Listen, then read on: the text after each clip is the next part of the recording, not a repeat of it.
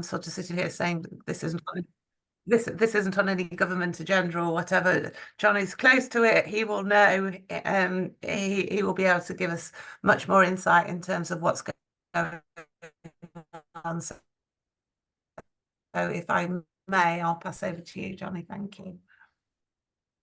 Well, Helen, thank you. And I'd also like to thank Rachel and Lynn for their contributions as well. I have got some slides, but rather than, I think we maybe share those afterwards. But so let me just talk, if I may. Let me introduce myself as maybe our first place to go. So I'm Johnny Simpson. I've been working in financial services for 40 years. I sit on the Financial Inclusion Commissioner, and I've been touring the country for the last 6 months, just talking to consumers of all ages, gathering evidence really to input into discussion with all political parties to inform not just their manifestos, but if they were to get into office, what their first 100 days, 250 days, 500 days would look like. I was also, up until the 18th of December, a member of the Prime Minister's Champion Group for Dementia Communities, and I'd been involved with the shaping of the government's dementia policy since about 2012, when David Cameron introduced the government dementia strategy. I worked for Lloyds Banking Group at the time. That was very much built on the Lloyds Banking dementia strategy that I and some colleagues developed. But I also sit on the Financial Services Consumer Panel. I chair Vulnerability Tech at Morgan Ash, and Armed Forces and Veterans Insurer, Absolute Military. And wearing all of those hats and in all of those roles, I regularly meet consumers that either are or have been carers, but 1 in 2 of us will become a carer at some stage in our life. And it's worth maybe reiterating that, we have in the order of about 10,000 people in the country that are caring. But I kind of want to stress about 1 in 8 of them is a veteran, and many of the people that they're caring for are veterans. But of those 10 million people that are doing some form of caring, as Helen and Rachel have alluded to, not all of them actually recognise and identify as being a carer. More of that in a second. But where we are right now is that on the 18th of April, I resigned as the Prime Minister, a member of the Prime Minister's Champion Group for Dementia Communities. And I did that because for the last 5 years, I've been talking to carers who've been in reclaimed positions, trying because of the hours that they've worked has meant that they're over the £151 earning threshold for qualifying for carers allowance. Many of them have told the DWP actually that they were in that position, and the DWP basically hadn't done anything. So they had done exactly what they were required to do, and inform the DWP. But where we have is carers crisis allowance is now in crisis.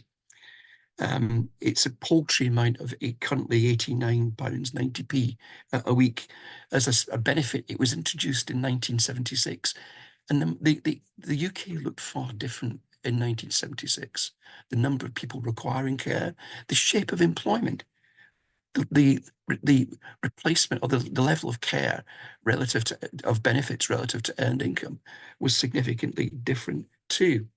But as Rachel alluded to, this is a very complex. On the face of it, it looks simple, but once you get underneath it, it's a highly conditional and very complex benefit. And I continue to make the point that I've made for the last 5 years. It's not fit for purpose in a 21st century Britain that increasingly needs to work and care.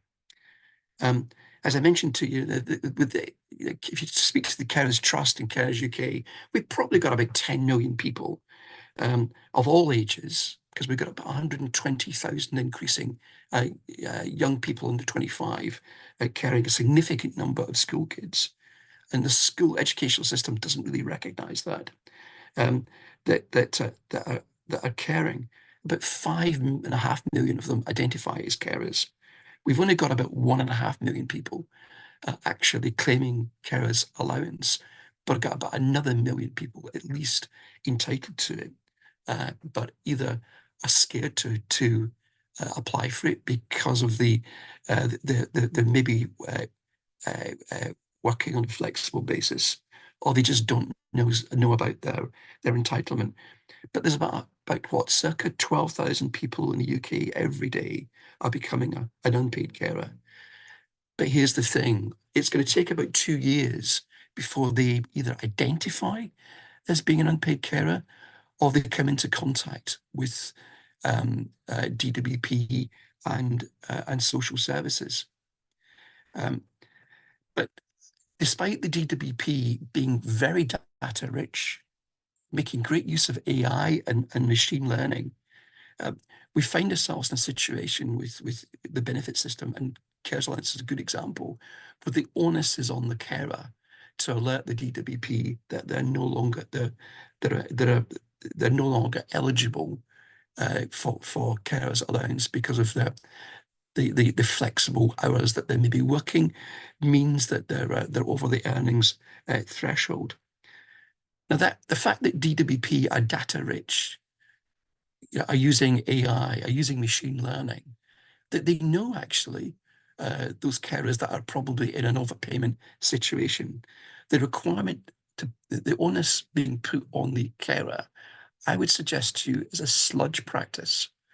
And if you're familiar with consumer duty in the financial services sector, it's a huge focus on combating and outlawing sludge practices. And indeed, that's, we look at vulnerable customer policy across the entire UK regulatory network. And we look at all the UK regulators and the government departments that sponsor them. Each and every government department is now embracing the new, smarter regulatory regime. There's a greater onus on identifying, using your data to identify and support vulnerable people as early on as possible.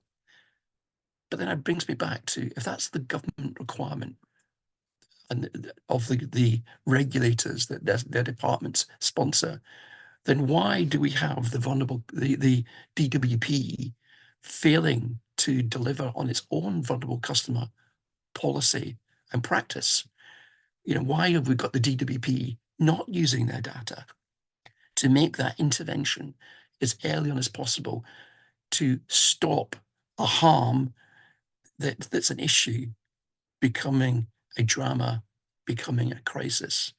I've come across too many carers who are thousands of pounds in debt because DWP haven't intervened quickly enough. And those carers now find themselves with repayment orders that are seeing them repay of their limited income they've got, commit to repaying a significant amount of that for years to come. Those carers are unaware of their rights. They're unaware of the fact that many of them could and should be making waiver applications to DWP to tackle this issue. More of them should be engaging with Carers UK and the Carers Trust. More of them should be engaging with the MPs. And I think as professionals working in regulated sectors, there is an onus on us to work with policy and practice. And they're not the only organisation that provide welfare benefits, entitlement support, but to work with them and other organisations to help people recognise what welfare benefits they are, grants and social tariffs they are entitled to, and basically what they can, when things go wrong, what they can do.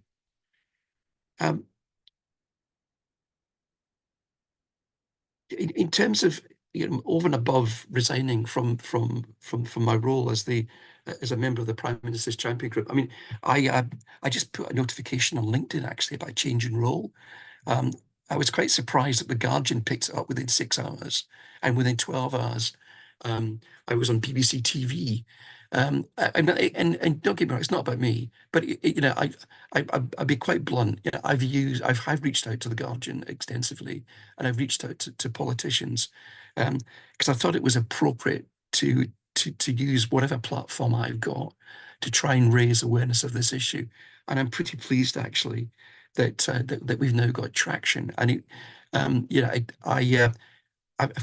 I timed my resignation on the 18th of April quite deliberately, because I knew that the following Monday, the Work and Pensions Select Committee um, we're meeting. I think there was a Westminster Hall debate actually to debate carers issues, and certainly the Work and Pensions Select Committee met the following day to talk specifically to DWP and the Disability Minister again about this carer allowance reclaim issue.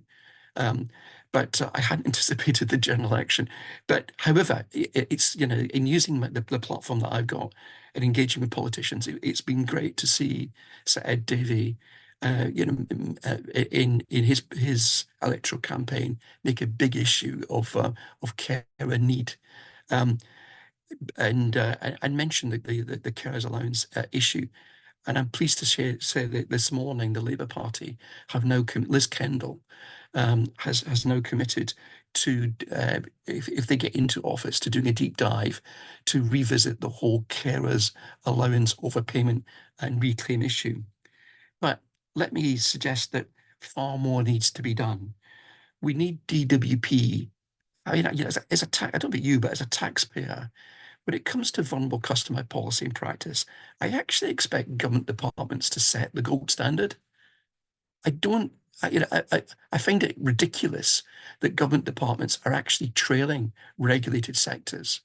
And I'm kind of suggesting to DWP, and I've done this quite openly, and I've done this in person to them, that they overhaul their vulnerable customer policy and practice, and they take learning from what's happening in regulated sectors, but particularly look at what's happening right now in the financial services sector in terms of, the vulnerable customer policy that's being developed, guidance developing over the last few years, the ongoing review of that policy and practice that's taking place now, and equally what's happening with consumer duty and the focus on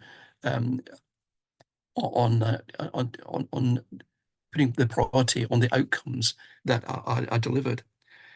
Together with Carers UK and Carers Trust, I'm calling for a carers of all ages strategy that really to kind of recognise the number of school-aged children that we have that are caring, who are finding it really difficult to get appropriate support in school, because the schools don't have an appropriate carer strategy. But so we need a carers of all age national strategy for the UK. We have a strategy in Scotland, we have a strategy in Northern Ireland, we've got a strategy in Wales. And I've been speaking to carers groups and politicians and all the devolved nations. But we want to move away from a postcode lottery and patchwork of carer support and have uniform support across the UK, because many carers are now working on a flexible 0-hour contract basis for employers that are across that are employing people across the UK. So we need a national approach. But it would also be helpful, wouldn't it, if we actually we knew who carers were. So I think having a national carers register is also appropriate. You're probably aware that we've got the Disability Confidence Scheme, but we also have a Carers Confidence Scheme, which frankly is a well-kept secret. And I suggest I'm not a great fan of the Disability Confidence Scheme. It's too tick box for me. I certainly think that the Carers Confidence Scheme needs to be significantly overhauled and given far more focus. As I mentioned to you, I chair a military business, and we are signed up to the military covenant. If ever a cohort of people in UK society needed a covenant, it's UK carers. Helen alluded to the £162 billion worth of economic value that UK carers deliver day in, day out. I mean, that's strategically important because it underpins our NHS, our recovering NHS. It underpins social care for people of all ages. It underpins end-of-life care. we would be in a dire strait if UK carers didn't step up and do the job that they're doing.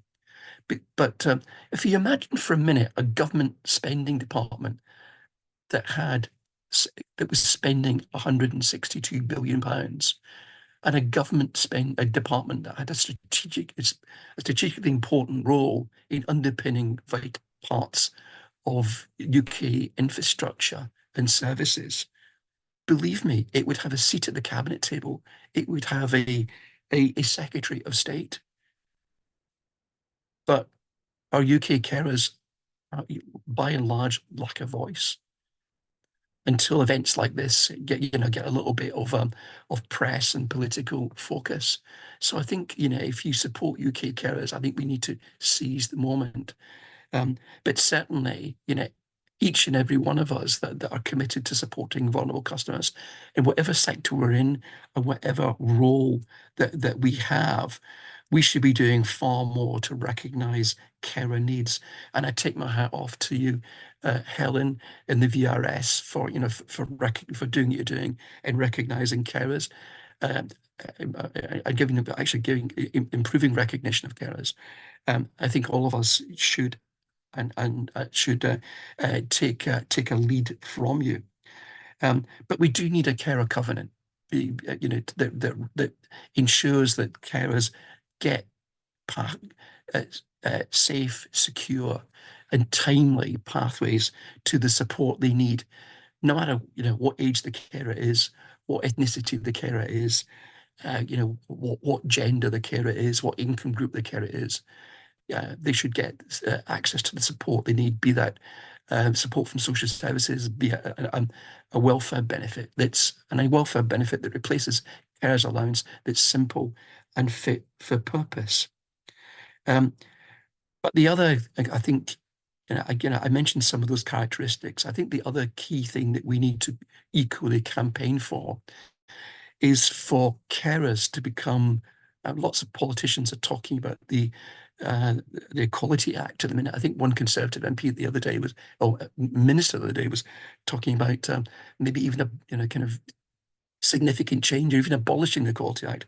Well, if you want to talk about the Equality Act, let's have a conversation about carers becoming the 9th recognised protected characteristic under the Equality Act.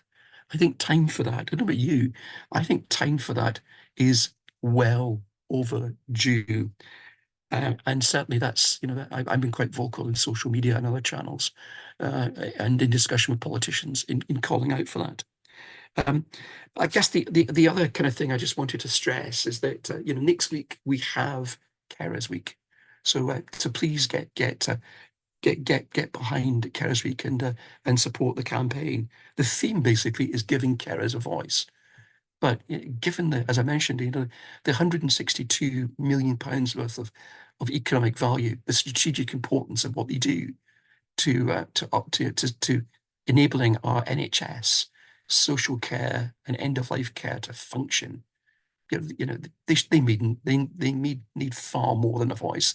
They need high-profile recognition in each and every government department. So let me finish by saying, please support Carers Week next week. But do you know what?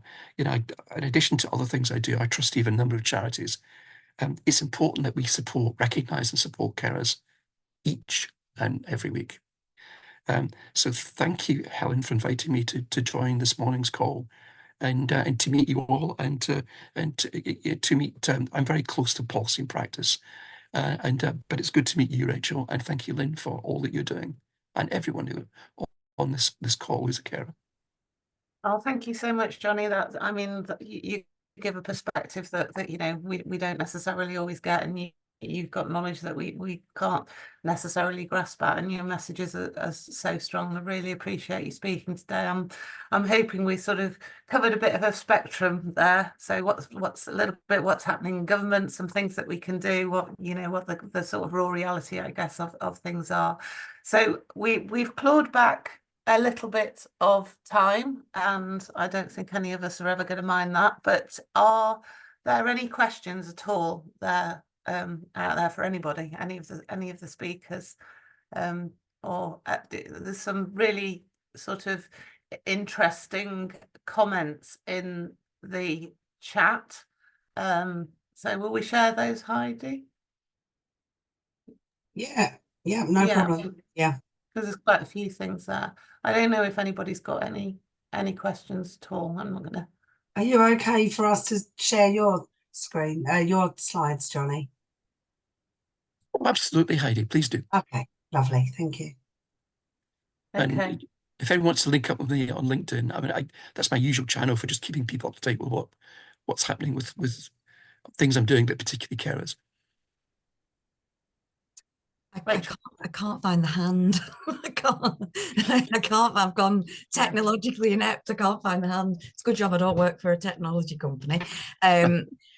Thank you. So I just want to say thank you and say absolutely everything that you've just been talking about, Johnny, is something that, you know, we're very passionate about, and the systems and data and sort of, we're putting money at the wrong end of the system, aren't we? You know, we've got carers not being funded well enough to basically cover the costs of the NHS in England and Wales on an annual basis. It's crazy. You know, you talk about they would have a seat at the table. They absolutely do. But through us, you know, and we can't not continue to do this. And in terms of, so I just wanted to say thank you so much, and to Lynn in particular, in terms of what you spoke about this morning, Lynn. There's no more powerful a testimony than that. So thank you so much. And I'm more than happy for, again, anyone to reach out if you want to talk about unclaimed benefits or any of the work that we do. Okay, Rachel, thanks for that. I mean, yeah, I've known Devin and policy and practice team for a long time, and can I take my hat off to them, because, you know, they really are up there working with housing associations and many organizations, helping people get the welfare benefits, grants, and social tariff schemes that they're entitled to. Now, I chair two businesses, two financial services businesses. I've got both of them partnered with organizations that do that. It costs nothing. But I mean, I would argue that every single regulatory business, not just in the financial services sector, by the way, should be partnering with organizations like Policy Practice. It's part of your vulnerable customer support strategy. You know, I've made that representation to the Treasury and the FCA time and time again, and I'll keep on making it. I think that's absolutely crucial. Yeah, you're absolutely right. I mean, we've put £750 million in additional benefits in people's pockets in the last year. £750 million. And it doesn't touch the sides of what is missing out there. You know, the economic, the emotional impact of underclaiming, not just for carers, for everybody. But thank you. Yeah, it's I could talk about it all day. Yeah, I thought the piece that you shared about the Pensions Policy Institute not recognising the Carers Allowance pensions offset is kind of quite interesting. I'm looking at Richard actually from Comitas, because I mean he's got a big footprint in supporting the wealth management sector. I mean, I think there's a lot more that we need to do basically to kind of make, you know, pension trustees, pension administrators, but pension advisors aware of that fact. Yeah, very much so. A lot of the conversation earlier this week was, how can we get working age people on low incomes to save for their pension? And my response was, how can we get working age people on low incomes away from food banks so that we can start to think about, you know, future pension saving is bonkers. But then when you do get to that position and you then become a carer, and then some, you know, we know that life circumstances change, the system absolutely pulls the rug from under you. You know, and yeah, you're absolutely right, Johnny. Financial services, debt collection, we're working with them all to try and enhance financial literacy around benefits, around welfare, around living on a low income. But yeah, thank you. Again, could talk all day. Johnny, thank you for mentioning me. The good news is that awareness of the whole well-being, I like to call it well-being rather than vulnerability, agenda has really kicked off in financial services through the Consumer Duty. But there's so much more that needs to be done. So there is an awareness. I chair the Vulnerability Working Group at the Association of Professional Compliance Consultants, and we're actually asking a question of the FCA, because we see, it goes to what Johnny was saying about, you know, government departments really need to get better at this. but even the FCA, who set their own rules, are showing inconsistencies in their own interpretation of what's going on. So at the APCC, we are actually asking a formal, it's behind closed doors, but and that's what the APCC is for, to actually say what is the framework that the FCA is going to use to actually start getting consistency across the industry. Because if the FCA themselves can't decide what is the appropriate action that firms have to take, how on earth are firms going to take that? So good news is, the genie is out of the bottle. We are all talking about this, but we all need to do much more work to actually breathe life into it. And again, Johnny, Morgan Ash, Commentis, we are absolutely, we've got huge amounts of data on where the good practice is, but also where the bad practice is. So we try and give that as much as we can. Thanks, Richard. Sam, nurse, did you want to? Yes. Oh, yeah. I put my video on just in case I was accused of catfishing. I had a few points to raise as I was listening through, but I did have an unstable connection, so apologies if I mentioned something that somebody else has already alluded to. There were a few things that struck me when we were looking at this. The DWP isn't the only government department involved in care and vulnerability. And I wanted to just emphasize that it's equally as important for the individual with the care needs to be looked at for their benefits and entitlements. And a lot of the work we do on the ground is notifying people about the Disabled Facilities Grant, which is administered by the local authority and not the DWP. And the local authorities, of course, don't share their data readily with the DWP. So we're looking at data and what people can find in AI programs. It's not always apparent that somebody is entitled to Disabled Facilities Grant and doesn't have it. So really that engagement with the person's carer is really important, that they understand what that person can be supported with, because often that can unleash the burden to them if they can have things installed in the property that can help the carer. There's also the referrals for the social care team. Those go through the local authority too. So if you want social services to take some of that brunt of caring for that person, and it's not just the carer's burden, then the GP can do a referral for that person. And also in my line of work, we can do direct referrals to the occupational health team in the local authority. So I think there's been a lot of emphasis on carers providing care, but there are social services out there and grants that can support that person to live independently and take some of the burden away from the carer. There was a mention about the carer's allowance limit on income. It was just a reminder really that there are lots of allowable expenses to take off of that income. And carers need to be told about that and informed about that, maybe in the week's campaign next week that can be focused on, because they may not be aware, if they have a fear of claiming it, that there are some expenses that reduce the income quite legitimately and they should still be getting their care. Just a reminder of other things like the HC2 form. So the burden of getting that person to hospital and travel costs could be offset by the individual getting the HC2 form for help with travel costs.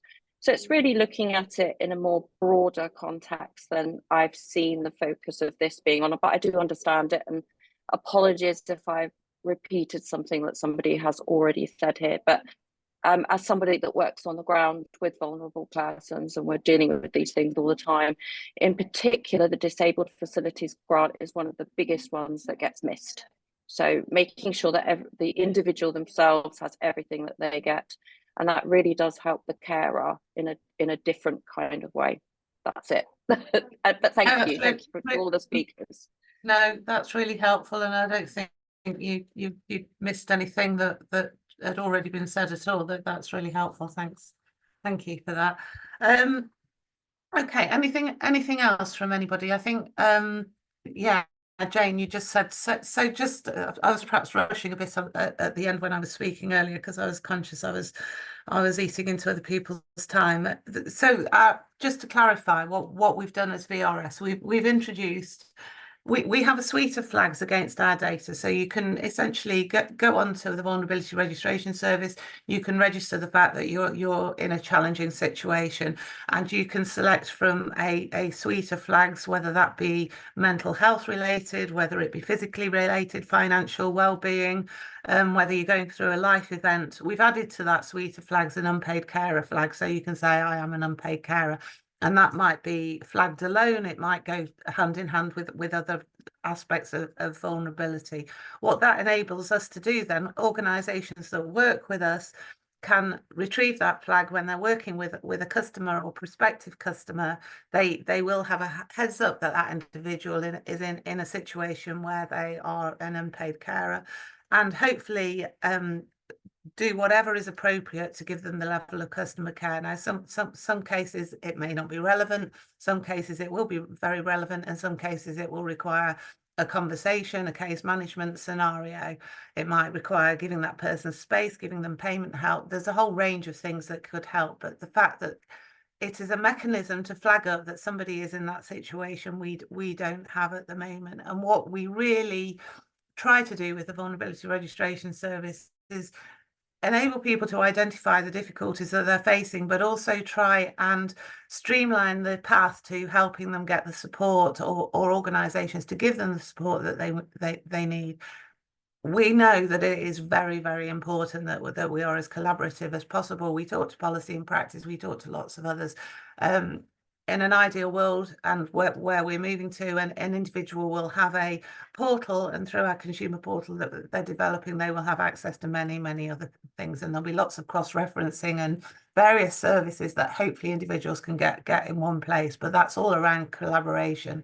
I don't think the individual cares where they go in, so long as they get the support in one place, really. And that's what we're really, really all about. So hopefully, Jane, thanks for raising that sort of covers off, and thanks for doing that. Anything else from anybody at all? Okay, well, we are ahead of time, so I'll give you all a half an hour back. Thank you ever so much for joining us. We will share the slides. We will share a recording of it. Lynn, again, thank you for you. Don't ever think you've got imposter syndrome. Thank you so much for your honesty. I just think it's really helpful to both understand the reality of the situation, but try and understand what's going on, what the landscape is, and some of the things that can actually be done as well.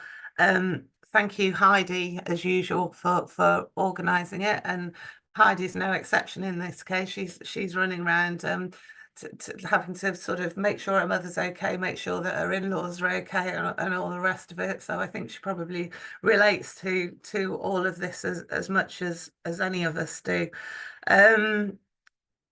I think, again, speakers, thank you. I think there's a theme runs through it, to make a difference in this space. There's a need for real tenacity, and that's why I was really pleased that we got the speakers that spoke today, because I think you have it in shed loads, and it's a hard old world to get things changed, but you have to keep plugging away at it. So thanks all for listening. Thanks for joining. Anything, message us, get in touch with us anytime, but we'll share all of this with you. And thanks for all your comments in the chat as well. Okay, thanks a lot. Thank you, Helen. Bye. Great to see everyone. Thanks, everyone. Thanks, everyone.